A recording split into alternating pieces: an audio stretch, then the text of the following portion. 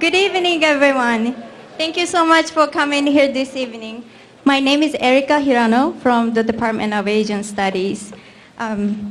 Today, we are honored to have two wonderful guests, Ms. Shigeko Sasamori and Professor Kazumi Hatasa from Purdue University. Ms. Sasamori is going to share with us her experience as a survivor of the atomic bombing of Hiroshima today.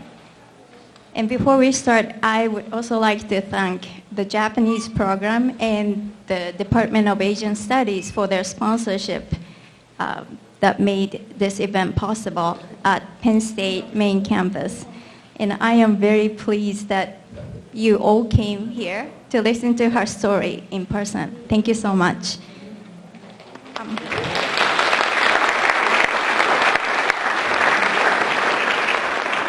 Before welcoming both of the speakers, let me briefly tell you about Ms. Sasamori and Professor Hatasa. Ms. Sasamori was born in Hiroshima. On August 6, 1945, the atomic bomb was dropped on Hiroshima City. When the bomb fell, Ms. Sasamori, then 13 years old, was critically wounded at school. 10 years later, the Hiroshima Girls Project, supported by the American journalist Norman Cousins, sponsored Ms. Sasamori to get reconstructive surgery in the United States.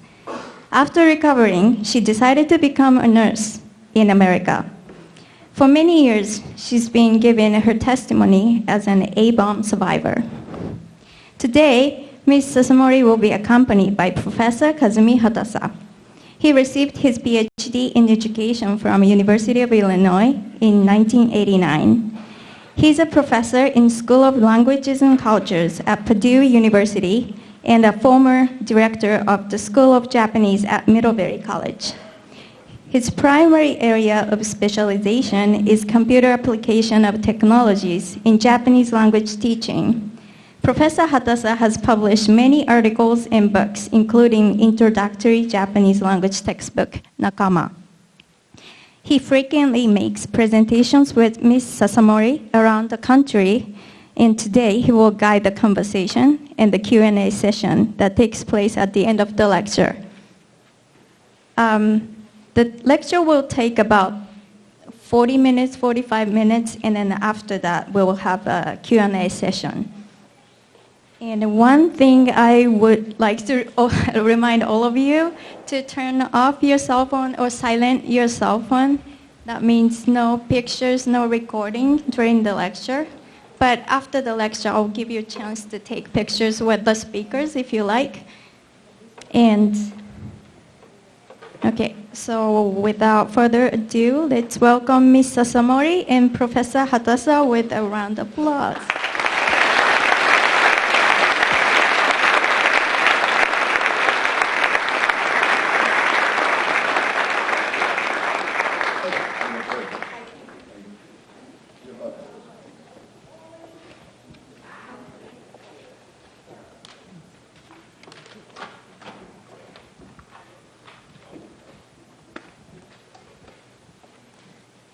Hello, everybody. Good evening, everybody. Thank you for coming tonight to hear my speech. I'm very happy to meet you, all over you. Thank you. My poor English, so please be patient to hear my poor English, rough English, and forgive me. And somebody, maybe Dr. Hatasa, will help so that I miss the words. Please understand. Yeah. Yeah. 立てたの古い。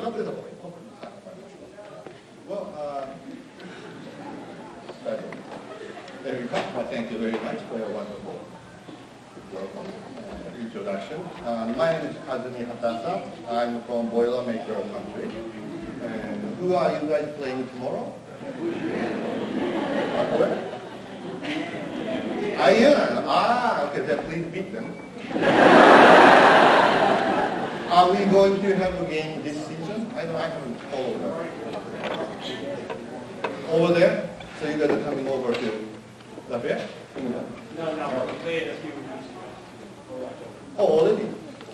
Did you win?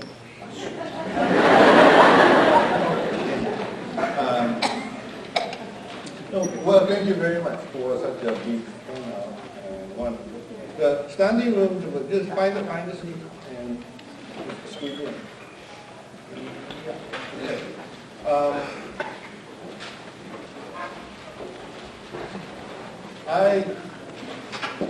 During this presentation, I'll ask her questions and then do it more interactively. And then if I let her speak, she has a tendency to just run around and then uncontrollably. I'll control that so that you can sort of follow the story. And I'll take you through in a chronological order from August 6, 1945. And that's where we start. And I will use some Japanese, and she might respond in Japanese. And if that's the case, and then I'll ask your wonderful history professor, Professor Rand, Schweigenberg sensei. And so she'll give you some, then I'll also give you some English one too. Okay. さて、じゃあちょっと始めましょうか。1945年8月の6日、August 6, 1945、どこにいましたか？ Where were you? どこにいたんだっけ？そうですね。広島。In Hiroshima. はい。I was a junior high first year student. Then ordinarily we are studying in school, but that particular day, government ordered every junior high, first the high school student come to the city to help the people. Those days, American airplane come and drop the firebomb all the time, big city. But not Hiroshima yet. Hiroshima airplane comes all the time, but never drop the bomb. So we used to hear the airplane come and gone. Then, but sooner or later, Hiroshima City must have bombing. So city ordered to the students to come to the city, to the people broke down the house, they made fire escape way. So we have to clean up the gutters. I'll give you some context on this one. In Hiroshima was never bombed, but B-29 presence was fairly frequent. So they were used to seeing the bombers coming. And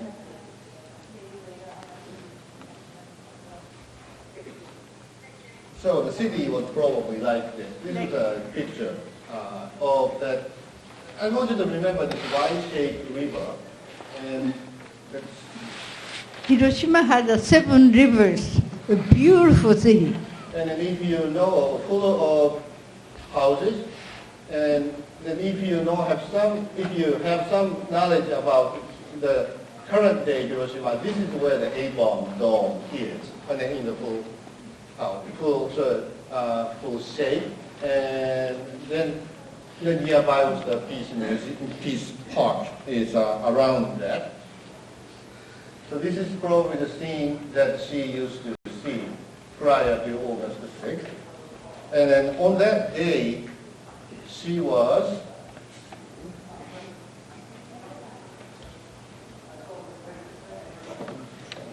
let me just skip over. to this picture. So this was the Y-shaped photo that you just saw. And then this is the A-bomb dome is. Her home was here, and that's 2 kilometers away. And so she was here in the morning about 7:30ish. And she was walking toward this location, and that location was kind of site where the selective demolition happened. Is that selective demolition the good word? To create a fire lane. And so some houses or neighborhood was basically demolished, and all the rubble are left. And then so their assignment was to clear that area so that the roads can be widened and for the people to escape. And so she was walking from here toward this along with her neighborhood classmate. About probably 30 minutes, 25-minute walk over there. And then they gathered about 200 people, children, more. 200 people dead that day. 200 people dead that day. Okay, so by 8 o'clock or so, they gathered here and for the work. Not just my school. I was a girls' school and a boys' school and other different schools, high school, junior high through the high school kids. All the children, school children came out of the city to help. I was just going to start about, that was 8:15 and drum bombed. About 8 o'clock they gathered. From what I gathered from her, it probably few hundred students were there, and then to start this cleaning up work. And then that was 8, and then each school gathered, and then 8:15 was this. No, see, there's many different space, not only one space. See, this district and the houses in another district, a different school, every place break down a house, we are there. So I don't know how many altogether, every student in Hiroshima. I don't know. Then I was just starting clean up. I heard the airplane. This is the moment everybody wants to know what happened that day. I heard the airplane. And I look up the sky, with my behind, I saw beautiful silver, shiny little airplane and white tail.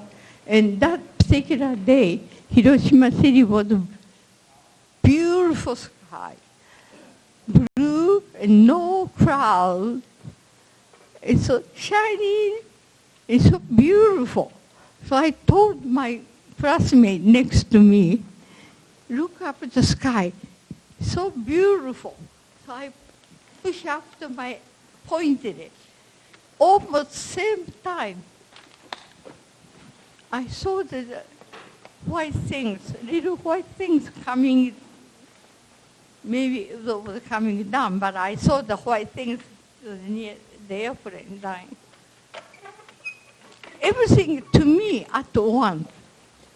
Point, so, boom, knocked me down, very strong force.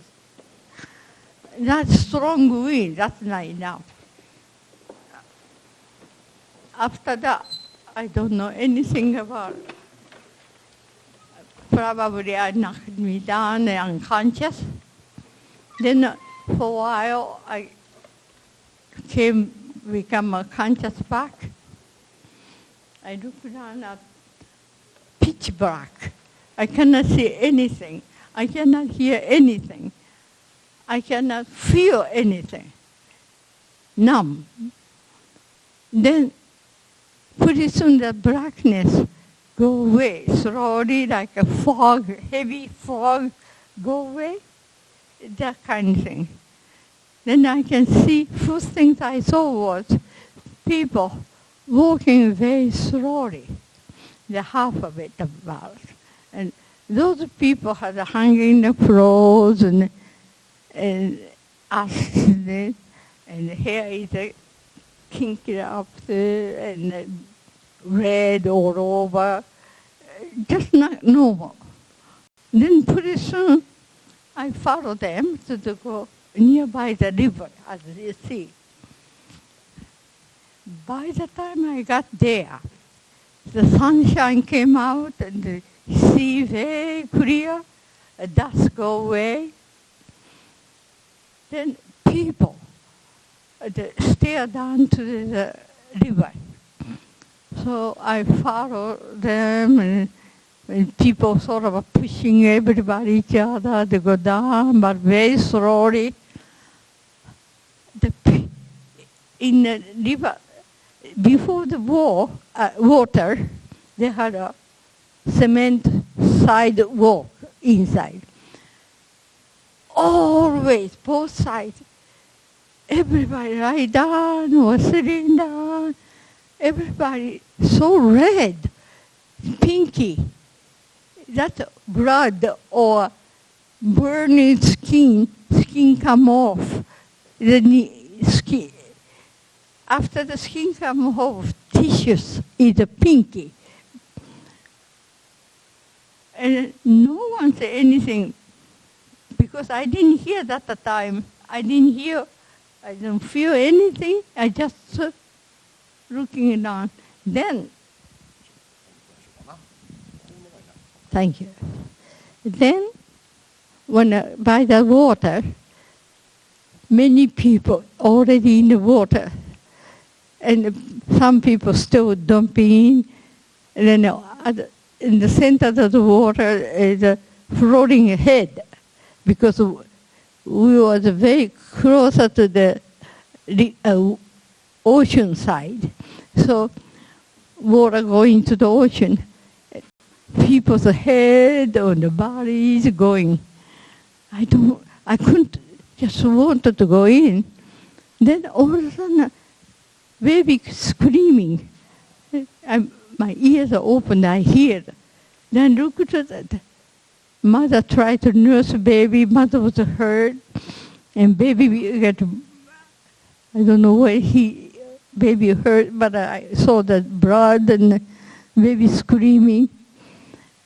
And everybody very quiet. No one says nothing. And all of a sudden I heard the man say, cross the river, bridge. The bridge was very close there. So people follow, so I went there. About 1 mile from there to other side, in the elementary school, I got there. Then by the time I got there, many wounded people already in there. Then Japanese soldier was helping. So I thought, I should come here. Then I find a big tree inside the schoolyard. I sat down. Then back. After that, I couldn't open my eye. I stayed at the school. So she saw a plane, pointed at, and indicated that to her classmate, and then she saw a white thing coming out from an airplane. Then that was the end of it. And the next is blast. Then she got knocked out. And then from what I gathered again from her, she seemed to have been unconscious for probably a few hours. And so this was 8:15, and by about noontime, she seemed to have came to again. And then, but she's in the pitch dark, and no pain, no feeling, no hearing. No hearing. Nothing. And then the clouds settled, and they start seeing, and then adults walking slowly, and then she was to follow adults when some emergency happened. So she started walking, but she was able to walk. And then somehow miraculously she walked, and then the path seemed to be, so this was the hypocenter, and then that's 1 kilometer. So it's less than a mile she was away from the hypocenter.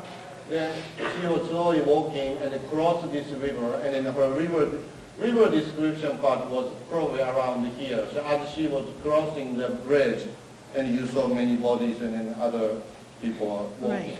Then turn left and then move up. So it's a fairly small, short distance. Yeah, that looks long distance, but They came, then arrived at the elementary school. And then again she collapsed there. And it became unconscious again. So that's still on the August 6th day. And what I gathered seems to be, the next one is a little graphic picture story about that. So this is something similar to what she saw around. And many wounded people tend to have this sort of hands up. And then I asked her, why are you walking this way? Because if you bring the arms down and the hands become lower, you feel throbbing and the pain. So there's a natural tendency to just keep it up. But it's too tiring to keep it up all the way. When I had a burn, I looked at my hand, but I didn't feel it before. I just looked at my hand was not young children's hand, like my hand, all the hand, the wrinkles all over, gathering wrinkles. I said, funny hand. I just thought about it. It wouldn't feel pain, nothing pain. Then I put the hair down, then it hurt. So I put it up. So the other people hurt the hand, and it came skin, come off and burn, and those people like this, because put down and hurt.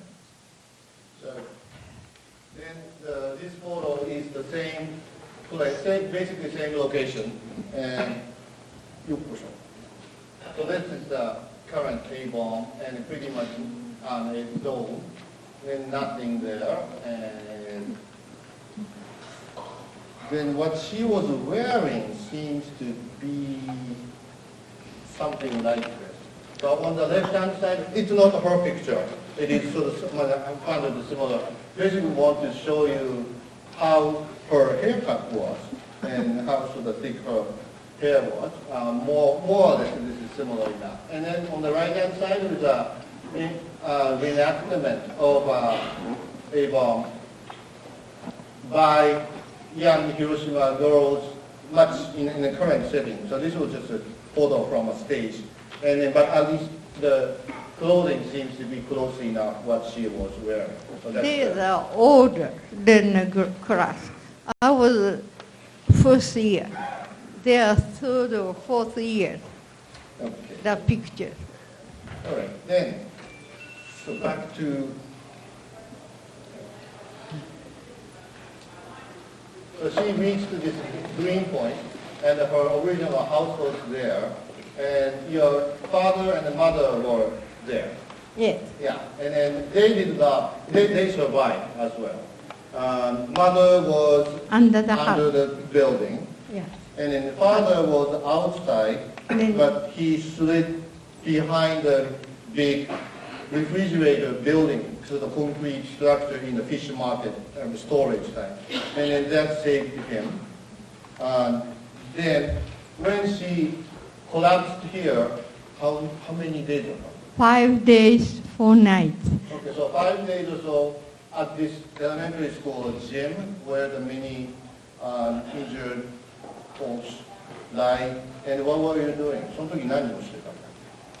その5日間の間ってどんな状態だった？ I said every day, asking people my name and address and water. Please give me water. I was saying, nobody paid attention, and of course people heard, and other people are busy in things. Then, fourth night, fifth day, a man heard. I was saying to myself, one more time, somebody heard me. They went to my parents' house because I told the address. Then that time my father was helping people who survived came off underneath the houses or the things. Those people lost everything, no money, so he had to write in paper as the money. This person is a survivor for the bomb or victim. So they take to near the station to go to the outside the city, the relatives or friends or whatever they can go. So he was doing it. Therefore, he put up to the big sign for address, district. So this man came over to getting the paper. Then he saw the address. Then he said, in the school, the child saying this address. So my parents came. This location, you are calling your address and name. And No, name, not name. And they came over to your father's place, then told the father that, yeah, I saw, Yeah. or I heard your daughter's name and... No. No. Only address, he said, this address. A child saying this address. I didn't hear very hard to hear the name. My father said, anybody's child, this address, maybe somebody looking for, let's go. And then my mother went every day looking for me because I didn't come home. Then that evening, he just came home tired. Even my father stopped to stay home, but she said, no, I come with you. So that's why I can tell you a story, how they find me in the things. She told me later. On the fifth day, they got the information about the possibility, so they came over. Mother came over? Yes. お母さん来た。で、じゃあ、その5日間の間は、ただ寝てただけ？ No, I have to tell them, please tell my parents and their name and give me that. I cannot move. I can't open my eyes anymore. I'm just a dead person and stay like that. Then on the fifth day, so your mother came out. With them. With Yeah. them. Then その時お母さんはどうやって見つけた？ one handle, everybody had a candle because no lights. Calling my name, Shigeko. Then I heard. So I said, here I am. And my mother heard. And she said, very weak, very small voice. Here I am, saying a child. And then looked down, doesn't recognize me. I said, Shigeko, many times called. Then, yes, Shigeko, here I am, Shigeko. Then, took home. Then after that, many years later, she told me all this story. Many times I said, please tell me, how did you find, how look like I was and everything. First take home, they looked, couldn't recognize it because my face was like a football, black football, swelling, and all hair was burning out, and all the front face black. When you make a toast and forget, the smoking came out, and you pop up black and rough, right? Just you can imagine my face all over like that. No eye, no nose, no mouth, just black swollen. So my father first did was cutting my hair. Then underneath my skirt, okay, didn't burn. And the black things, he cut it all over the face and peeling off. The underneath was a very yellow, thick puff. That's infection. Can you imagine? 5 days, hot summer, no medication, no cleaning, naturally infection. So first things is they had any kind of material, no medication, no nothing, cleaning things. So cooking oil, like soybean oil, soaked, wash off the yellow puff. Day and night, because they come up, and then my mother sitting, we have left the one house, so they had a summertime, people use the mosquito net, corner to corner, you know those things. Fortunately, the house didn't burn the house, they had one, so they pour on. So inside the net. So they put up a kayak. Kayak. Net and you place inside to keep fly, mosquitoes, and whatever. So I didn't get the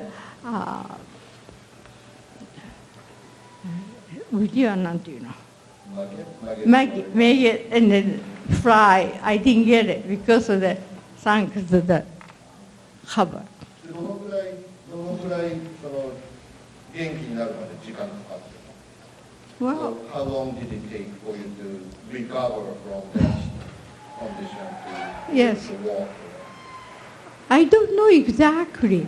And then also, gradually, my wound is getting better, but I cannot move around. I was too weak.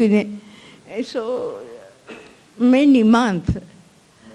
I don't know exactly, but probably over half year or so. Yeah. Yes. Then I can able to first time walk out. Was, of course, my skin was already healing, but keloid. And then also lost the tissues. And then the other time, American soldiers already in Hiroshima City, and they brought the wife and children. Then their skin is light, the sort of pinky face skin. Then the nose and eyes more clear, and not flat face. I was so skinny, there's no skin there, so it looked like my nose is sort of a pointy, little more like American people. Is it funny? Then I had a scarf. My mother gave it to me, scarf to tie, because my hair wasn't grow much yet. So the Japanese children see me, hello, give me candy. And then I told my mother that, came home, and she said, probably my skin is not normal skin. The light keloid, more pinky. She said, now I'm getting old, so change it, go back to my skin color and things. But those short time doesn't look like a Japanese. Besides, my eyebrow was just coming, so not much. So not like a typical Japanese face. But anyway. We'll just go back a little bit, back to 46. So after the 5th day, the mother found her in that condition, and they brought her back to her home and placed her in this mosquito net and then took care. Not much medication, but 6 months or so, she recovered. But during that time, she was in the condition that she could die any minute. And both parents were thinking that thankful for her for day after day. で、どうして歩けたの? Why were you able to walk from that condition, from that location to the elementary school? どうして小学校まで歩けたの? That's a good question. I don't know. でもズボンの話があったじゃん。 See, my leg is not burned. This is a funny story, I tell you. That morning, before the bomb morning, August 5th, the night, airplane came over, and the warning sign that we went to the, under the, shelter. My mother woke children up, give the clothes. So this is August 5th. Fifth the night. So I got it.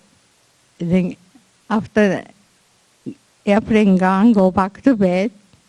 You know, that 13-year-old girl doing those commotion happen, sleepy, don't want to get up. And my neighbor's girlfriend came over to let's go to school. So I had to go. Then I looked, I had a good new trouser. Mother gave it to me night before, because in case the house burned, the better clothes probably. She was given a new pair of pants. Pants. The night before. Yes, and clothes. Then I didn't want my new pants to get dirty, and I had a regular pants there, or I find it on the floor. So I took that, put it on, because my mother said, Shigeko, hurry up, your friend is waiting for you. I said, okay. I wear 2 pants. So you put an older pair on top of the new pair. That's why I didn't burn my half done. That's my mother told me. Everybody, almost naked, more clothes burned done. Why Shigeko had a good conditions pants, trouser. Wondered. Then she was undressed for me. She find the 2 belt things, another pants is belt. Then burn out, nothing there, top. So I had 2 pants.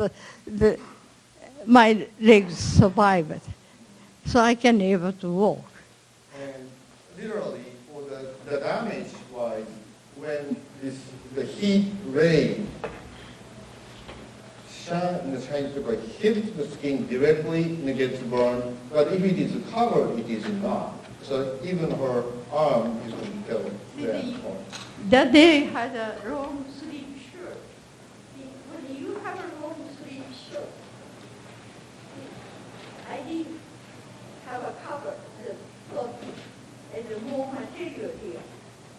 So I didn't get to burn my arms. No scalp.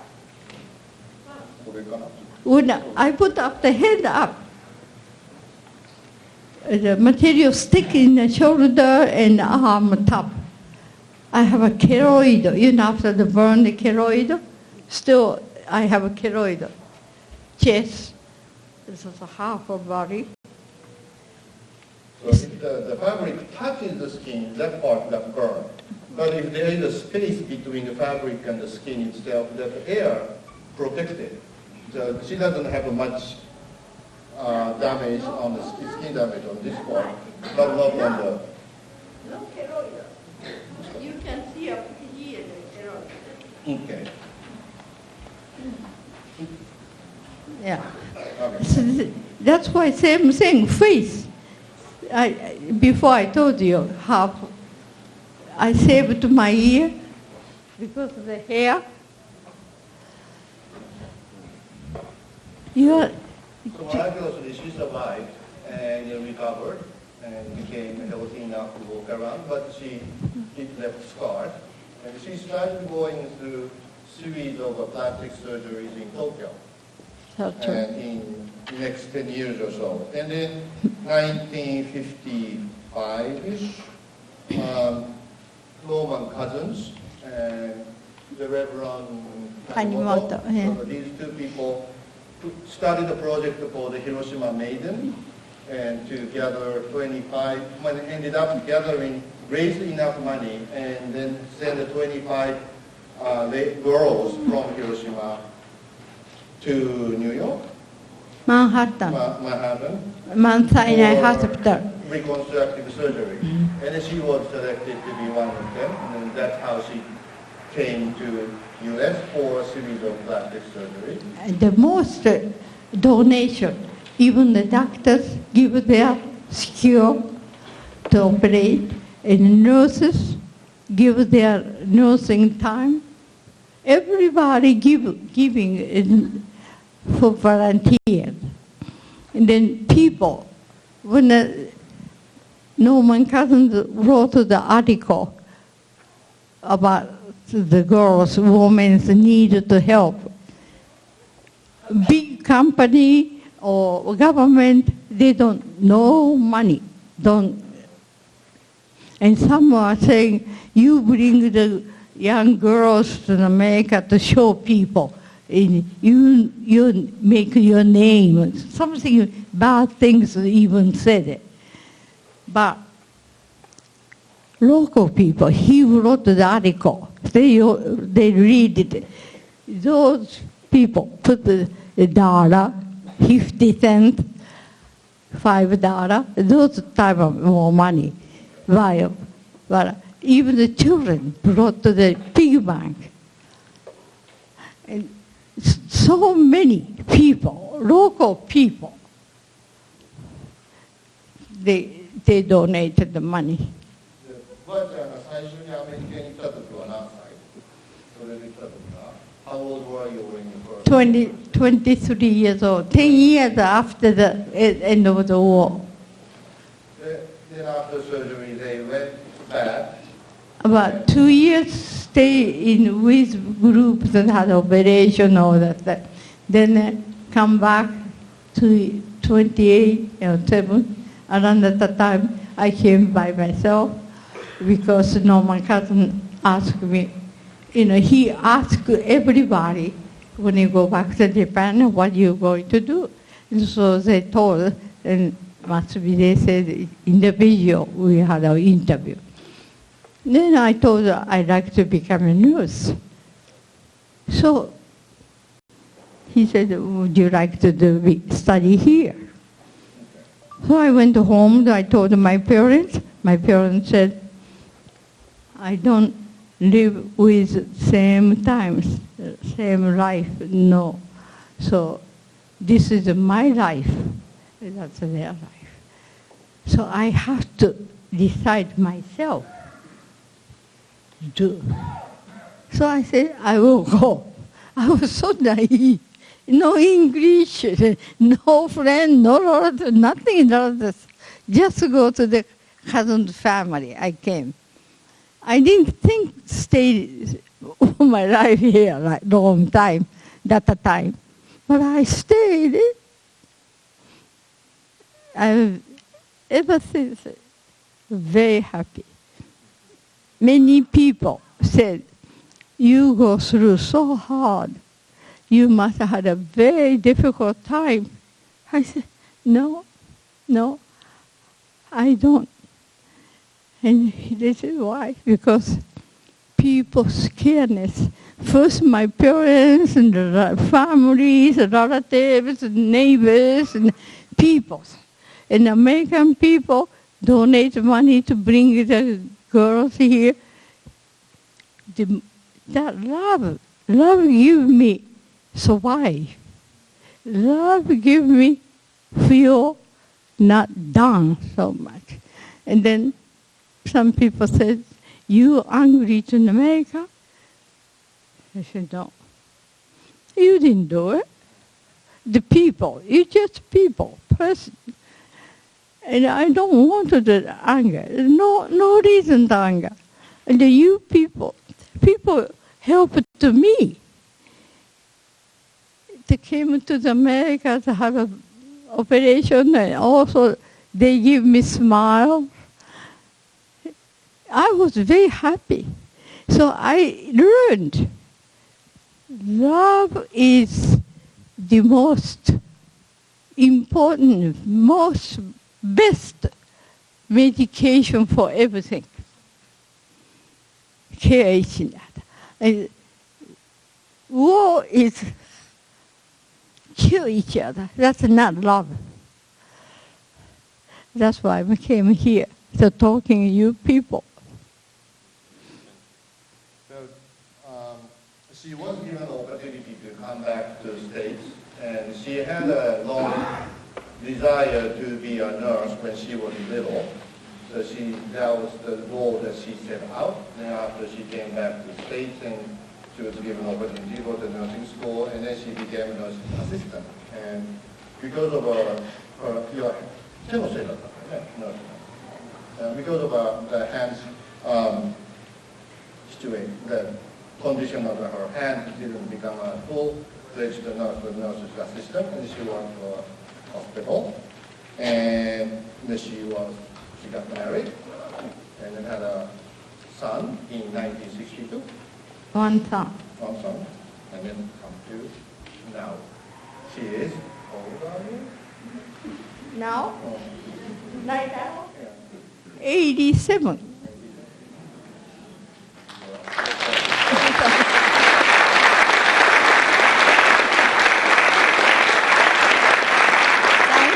Thank you. That energy, I have to go to over 100. Yeah, my grandson said to me, Grandma, when I graduate, I work with my father. I go to his office. And so you have to see me that day, he said. Okay. How long do I have to live? He said, 100 or something, I forgot that. Over 100. Wow. I have a few photos from her, the maiden's time, probably. One in the middle. That's her. Yes. That center, the woman was like a mother 3 years for the girls that came over with us from Hiroshima. She was born in America, California, and she married in Japan. She can both language, so she helped everything, translation and everything, talking, listen to us, and she was like a mother figure. The next one in the middle is her. And then last one is Susho. So that's the kind of change. That is before my operation of my neck. Oh, okay. Next one. And my chin, my mouth side.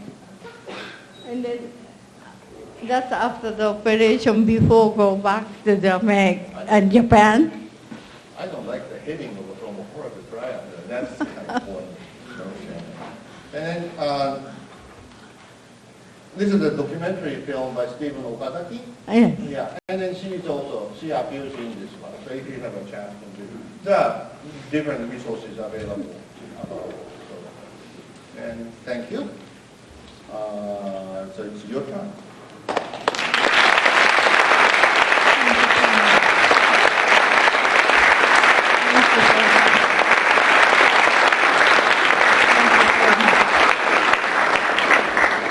See, I feel today people's loveness. Smiling, I got the nice smile is a love. The saying, smile saying, I love you. So I appreciate it. Thank you. Thank you. Keeping going.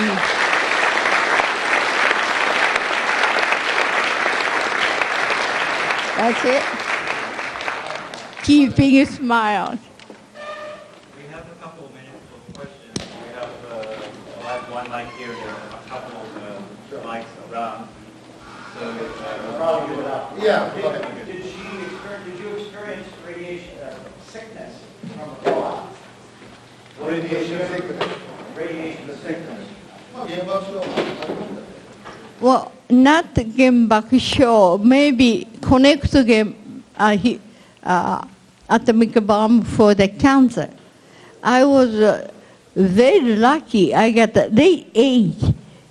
In the 70s, I got the first, my intestinal cancer. And the operation took the 20-inch, my intestine away. Then 5 years ago, maybe almost 6 years ago, I had a stomach cancer. Then It's amazing that within that distance, and she was exposed and then still didn't show those symptoms. So it's very unusual, maybe it's a miracle. I think when doing Hiroshima, before I came to the America, I was thinking, many people die, my friends, of course, the schoolmates, many city people die and were hurt. And some people under house, they didn't hurt physically, showing no burn things, survivors. I was thinking, why other survivors not burn and I burn? Then I discovered myself, this is a God's mission. God made for me, before since born, I'm sure, the city, the world is going to be very bad, making more weapons, more nuclear weapons, and more people, war, horrible things coming up. God knows. So God gave me to survive like this, to tell the people, never happened to me and Hiroshima, Nagasaki, people who had soldiers, normal, public. We were fighting, the country fighting, I was a soldier. So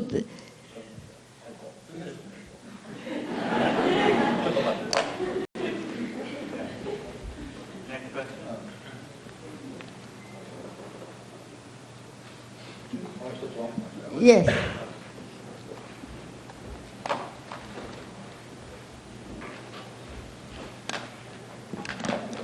Hi, were your classmates as lucky as you were? 同級生がon that day together. Yeah, there were some. 200人いた同級生の中何人か生き残ってたんですね。Yeah, she did meet some other survivors from the same location, and when she went to the sort of the monument, and it listed about 200 students died, perished from that school, but not 100%, but a very small number. But on that day, she didn't see anybody else. When she came to, she saw nobody. And then I just heard from by talking to other sort of classmates from the incident, and there were different people who went different directions to escape from, and so there were some survivors. That's right. Many students died, but at different school. And the later I heard, most people age dead that day, 13, 14 years old. That means junior high, first grade, second grade, those age. So all the school, different school, all the Hiroshima city came up to doing. And then outside, heard.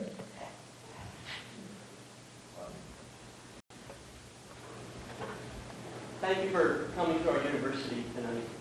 You're coming too. I'm wondering if you had ever had the chance to meet the American airmen who dropped the bomb, what would you say to them? No. Well, I met one of the grandson for ex-President Truman, the grandson. We were best friends.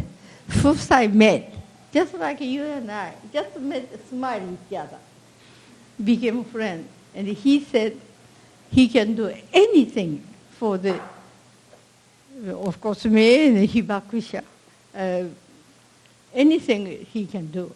And we have very good friend. Actually, last night he came another school to speak with me. A wonderful man. And also, many people ask me like your question. I said, family, I don't feel anger or nothing. Just say hello and smile each other. That's all I will do it.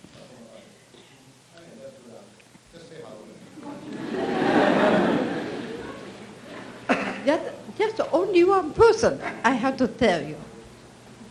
The person is who dropped, actually, pilot, the dropped one.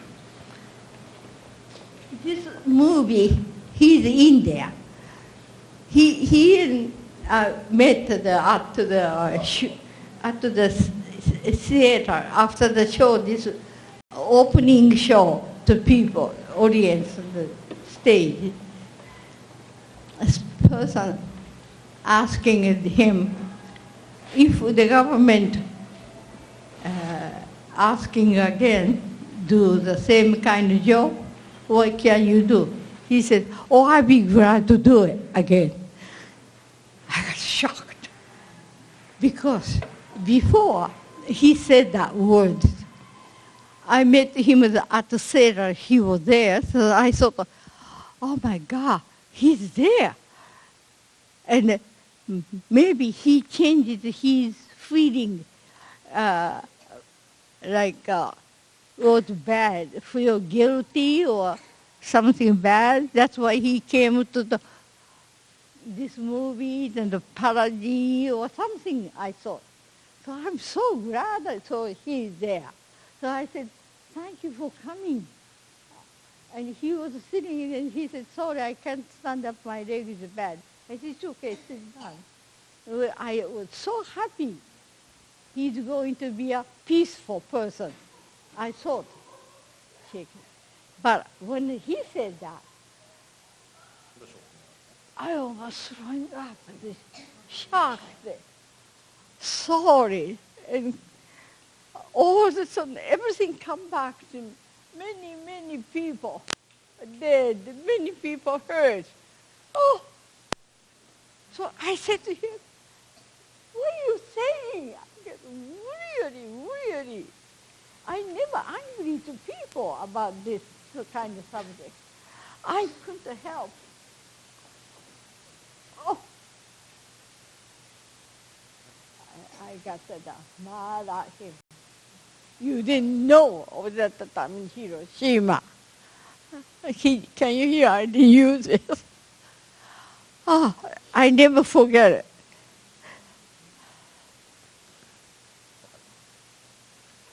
Sharing your story, we were really grateful to hear it. One of the things that you said is love is the best medicine.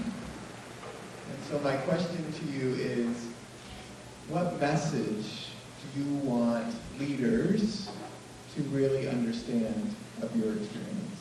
What message do you want to say? Oh, big one.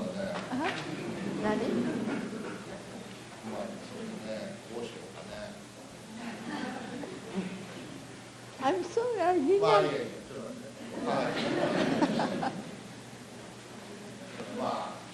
国のリーダーたちにはどんなメッセージを伝える？ First of all, I said to President, every country leaders, do you have a child, children? Or, no, not you, I'm talking leader. I will ask, if they said, yes, I have, if your daughter or son goes through for the young age, go through our life, my and friends and all the people's life, what do you feel? I ask as a father's careness, loveness. See, you think we are an enemy, so don't care. War is only war which their なんていうの、勝つこと。winner, leaders of this country, leaders of the world. Only they think that kind of thing. How the thinking in people's life? To me, most important things for me is life. Not just my life, everybody's. I love your life. People's love, I mean the life. I don't want people to die unnecessarily or hurt unnecessarily. That's very, very unhappy for me if it happened. So I asked the person, how do you feel? How do you feel about people's life? If somebody kill your daughter or son, you can no more feeling? That I said. I don't know what he was going to say, but then I said, so please think about other people's life once start a war. Of course, everybody die. Never live ever, but that's a natural cause. Illness or fire or tragedies, car accident, we can help the natural cause. But war, human fight, human want to kill. We stop that, knowing how to kill, die. So no more war. War is most people's life lose at once. That I feel. Thank you. Is that answer the question?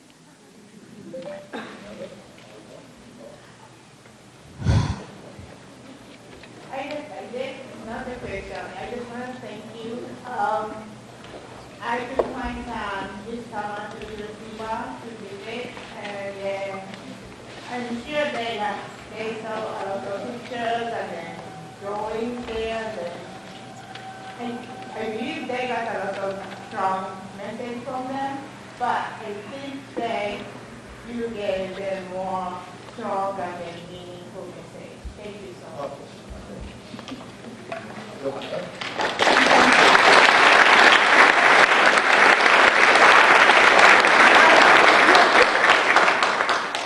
They are beautiful boys.